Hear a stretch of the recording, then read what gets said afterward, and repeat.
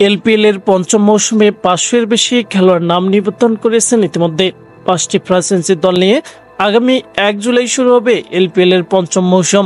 আইসিসির পূর্ণাঙ্গ ও সহযোগী 24 দেশের খেলোয়াড়রা নিবন্ধন করেছেন। তাদের মধ্যে আছেন 4 বাংলাদেশীয়। এক বিবৃতিতে নিবন্ধিত তারকা খেলোয়াড়দের তালিকা প্রকাশ করেছে শ্রীলঙ্কা ক্রিকেট বোর্ড। বাংলাদেশ থেকে সেই তালিকায় রয়েছেন তামিম ইকবাল, মুশফিকুর রহিম, তাসকিন আহমেদ ও নাজমুল হোসেন শান্ত। তারকা এই 4 ক্রিকেটার ছাড়া বাংলাদেশিদের মধ্যে আর কেউ নিবন্ধন করছেন কিনা সেটা এখনো জানা যায়নি।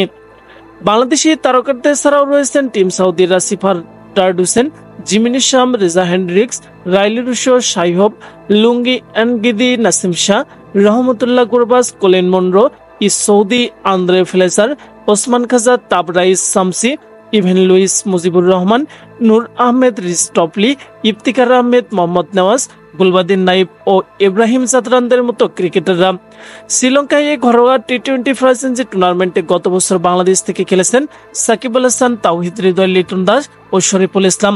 এবারের আসরে ক্রিকেটারদের নিলামের দিনক্ষণ এখনো চূড়ান্ত হয়নি।